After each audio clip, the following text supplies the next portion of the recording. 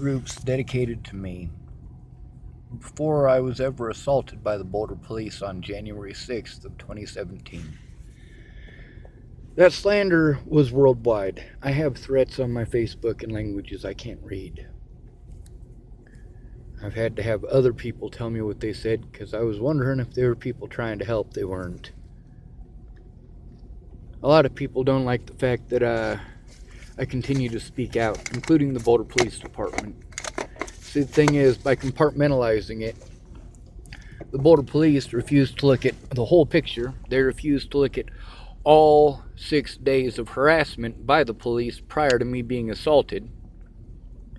They refused to look at the fact that it was an outside agency that called them, and that outside agency claimed that they would come see me. The Boulder Police Department refuses to take a look at any evidence. The courts have gone out of their way not to allow any evidence. People claim that I refuse to produce any evidence. Meanwhile, my Facebook is full of screenshots of this shit. Setting up those screenshots got me into a lot of trouble. That's because I don't have a lot of these technical abilities in order to do these things and edit every single picture. And there are thousands. Thousands upon thousands. Matter of fact, there are thousands of screenshots that I need to get that I haven't taken yet. I mean, seriously, the fucked up shit that I have gone through in the last 2 years, over the last 2 years, over those little druggies. The fact is, I was glad to have them in my life. Because when I fucked up my back, all my friends became pretty words on Facebook. I needed actual help. I was too injured to help myself. And the Boulder Police took that upon themselves to harass me every single night. I got less than an hour of sleep a night. Until Natalie came and rescued me from that shit. She was the first one. After her, Russell Huggins helped me so that I could actually pay my shop rent. Sorry, my storage rent. Because my friend, Josh Hughes, decided that he didn't want to follow the rules and got us kicked out of the shop. That was my birthday present in 2015. My birthday present in 2016 was to find out that Natalie was still on fucking heroin. What was my birthday present last year? That's right, finding out I wasn't actually getting out of jail. Well, I had to do a lot of illegal things in order to defend myself because the public pretenders wouldn't look at the evidence. I can't, it's out of jurisdiction. Bitch, all the stuff that they're using against me is from out of jurisdiction. If they can do it, you can do it. If the rules are different for them than they are for me, then by God, they do not matter.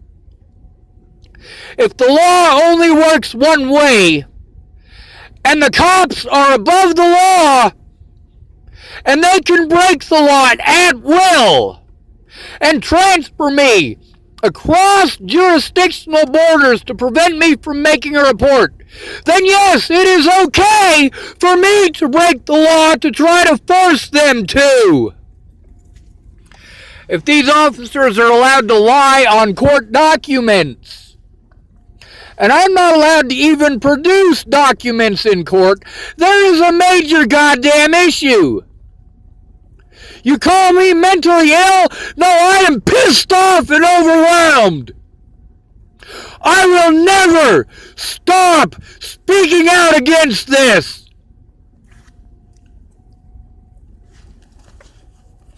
A lot of people want to be mad at me.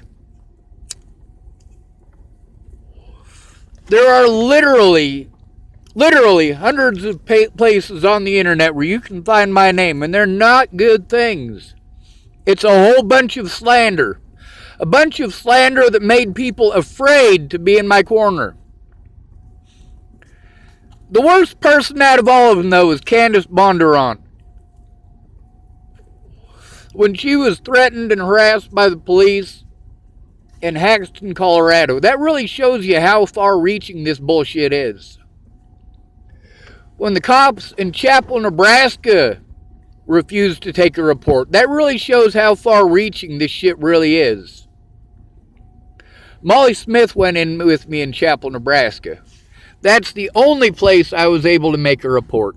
However, they refused to do their jobs beyond that. I had to chase the police down. Ultimately, instead of doing their fucking jobs, and instead of Jen Beebe doing her fucking job, they had me committed. Fuck you, Jen Beebe. Region 1 should fire your ass. They should hire Tamara back and pay her 3 times what she was getting paid before, because that woman knew how to do her job.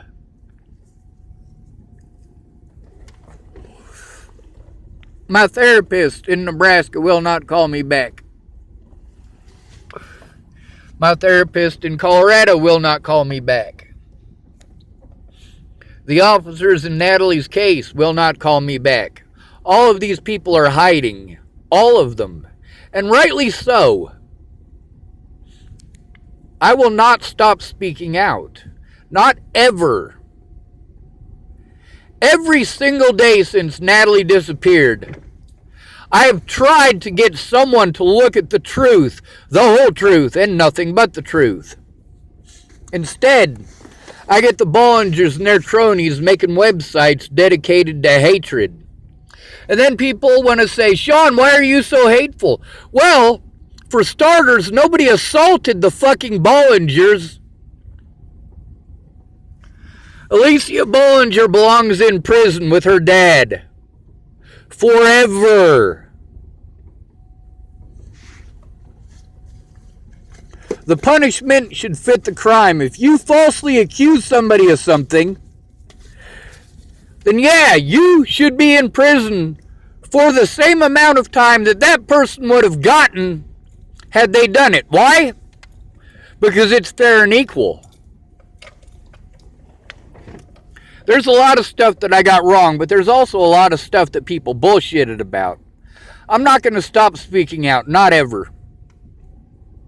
I got laughed at, harassed, intimidated, and assaulted in the jails for speaking out. I got drugged in the hospitals. Why? For trying to speak out. For trying to get someone to take my goddamn report. I went to every single court date. Every single one, with all of my public pretenders not doing their jobs. They have an overwhelming caseload. Well, then you need to bring that up in court, bitch. I got some phone calls I got to make to people who probably aren't going to answer. I'm still screaming out about these people like Will.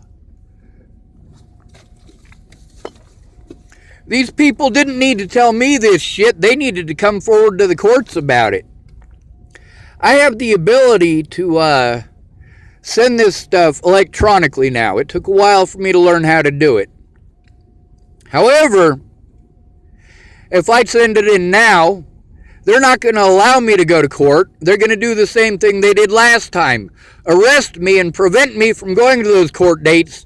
The Bollingers automatically won those protection orders because I was prevented from going to court. Illegally prevented from going to court. Illegally prevented from showing evidence. Illegally prevented from defending myself physically, emotionally, mentally, or in fucking court. These officers fucking assaulted me to feign an assault so that they could pretend like they caught some big belly badass serial fucking killer. No, what they did is what the border police always do. Police across Colorado victimize the homeless. Now you want to whine about black people in jail. Pay attention to how many of those black people were homeless when they were arrested. If this black man in Boulder had been homeless, nobody would have given 2 fucks about him. And that officer holding a taser at his belt line, he wasn't pointing it at the son of a bitch, now was he? Those officers were far nicer to that black man than they are to any homeless person. The reason they did the things that they did on January 6th, in my case, was also extremely nice of them by comparison. Why? because they needed to feign an assault against them. They needed the video evidence to look like I was resisting. At no point in time did I resist. Those officers are criminals, and I am coming after them in a court of law. If I have to speak out for the rest of my goddamn life, I will. Now, all of these officers that I've spoken to try to even get them to take my report, they all tell me the same thing. You need to get a lawyer to get that information. Fuck you! That's how the law works. These officers go after people they know are too poor to afford a lawyer. And I don't have the benefit of being black.